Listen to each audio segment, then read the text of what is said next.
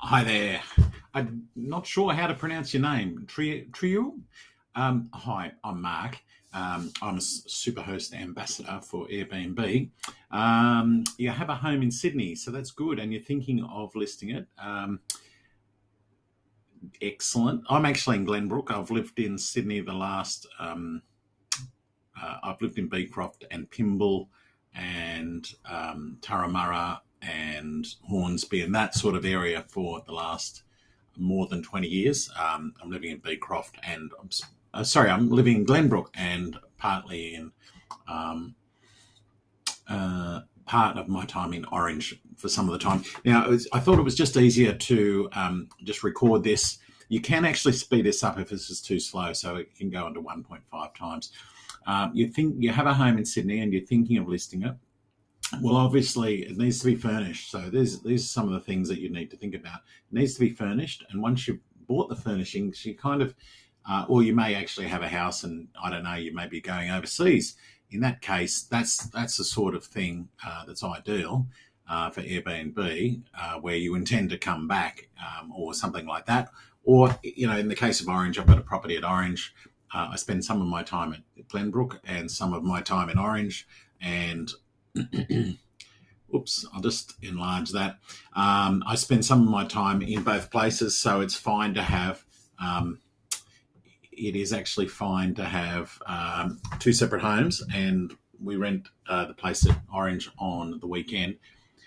I've got a business there, so I go there through the week. It's not occupied and it works well. So we're getting use of the property sort of 7 days a week. It's making money on the weekends and it's providing us with a place to stay during the week.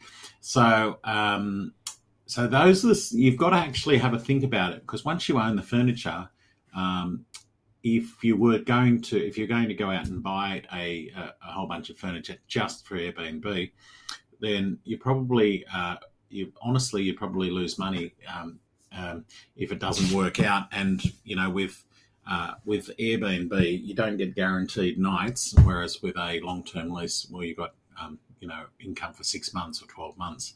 So it's got to be the right property at the right price and in the right location. So but I'm actually Airbnb's community manager for Western Sydney, so that covers everywhere from, I think it's like Homebush Bay Drive west until you get to the Blue Mountains. So that part of the world I know a lot about.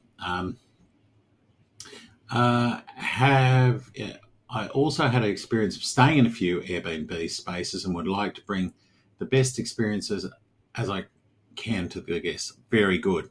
Well, people will reward you, and it's actually not only is it financially rewarding, but you get to meet people. And if you're good with hospitality, then you get to share your home with someone else and get paid money. It's kind of very, very good. So I've actually got 3 properties at the moment, but there's many more that are going to be being managed for myself and for other owners. So here are some questions. Which quality of goods that you should put in for Airbnb? That's a tricky question. If you've got 2 bedrooms, then you need to provide, I would think, 2 double beds, so that then you can sleep. 2 queen size beds, maybe even a king size bed and a queen, depending on the size of the rooms.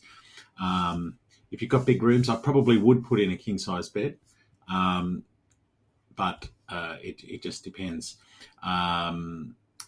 It depends on the space. I don't know your space, but if you can give me an address, I can look it up, and maybe maybe it's got a floor plan online that we could see it. So you basically start with the bedrooms, and then let's just say in that scenario where you have got 2 bedrooms, then you'd probably want to accommodate at least 4 people. I've got a property at Orange that is 2 bedrooms, and we put it in a rollaway bed, and we charge for extra people because of linen requirements. So we base the price on 4. But then you've got to have seating and cutlery and crockery and glassware, and for at least 4 people. depending on the numbers of beds. So, but also the linen works on that basis as well. So, what would you buy? Well, it's hard to know. I want something good and last long. Well, that's true, and like you can depreciate your all your furnishings fairly rapidly with Airbnb. So, um, but there may be a capital gains tax consequence. So I'd certainly consult your accountant. If possible, can you please recommend some shops or online stores that you can buy these from? Bedding, towels, tableware, decorations. Um, I um, I'd really like to know where you are located. There are people that will do this. I actually have a business that does staging for people and also co-hosting. So I'd be very willing to help you, depending which part of Sydney it's in. So um, you don't say that, but this might sound a bit strange, but we would probably recommend buying new beds. The linen and that, well, all of our properties, every single one of those, we use hired linen. And in our case, we actually run a company that does cleaning and property services and linen hire as well. And if you want to actually have a look at some of these places, have a look at my professional website, which is airbnb.com/p/snowgums, SNOWGUMS, snowgums. And you're able to have a look at some of the linen. I'm sure there's plenty of other companies. If you weren't very close to us, then clearly it wouldn't be feasible to provide linen. But in my experience, it actually costs just as much to buy your own. Just to have laundry done. My time is important to me. It cost just as much to take my own linen to a laundry. Well, the cost just for cleaning, forgetting about my time and petrol, all the rest, and picking it up and paying bills and doing accounting and all the rest. It was far superior to just hire the linen. I'm just going to shut this door. Sorry, someone's just going home. What else? How many days per year before and after COVID was your property? Well, it was actually booked. During COVID, it was actually, except for the lockdowns, like we made phenomenal money. All of my properties were in orange though, so they're Sydney people typically that came, and we've never made more money during COVID. Now, since COVID, we were also very busy, but once the borders open, orange is a different place. Once the borders open, then clearly, less local people, domestic clients would stay with us, when they could go overseas. But you would also find, on the other hand, well, we've also got people coming to Australia and businesses are open. So I wouldn't discount that you might get clients that come for business travel purposes, depending on which part of Sydney that you're in. So, and they may well come for, a month at a time and stay. Now, I actually coach a lot of people, and many of them are in Canberra, and many of them do incredibly well for long stays, 2 weeks, month, 2 months, that sort of thing. How many hours per week or month do you spend for Airbnb services? If you have shorter stays, you can probably charge more per night, but then there is more guests to keep in contact with, so it becomes more time consuming. And I'm personally setting up a business here in Western Sydney to do more long stays, 1 week to 3 weeks to a month, 2 months, that sort of thing. And I think there'll be less. That would be less time consuming.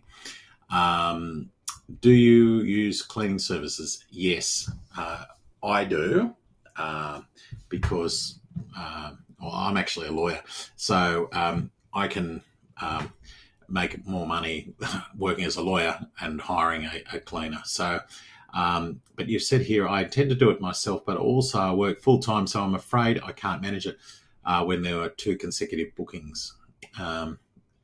So, again, I don't know where you are or the likelihood that you'll have consecutive bookings, but typically, well, you can easily set it up so that you put a day in between. You lose a day's rent, but then you can clean at night. So if you're cleaning at night, maybe you can do the laundry at night, and it might be better for you to have all of your own things. But I personally, we actually charge something like $275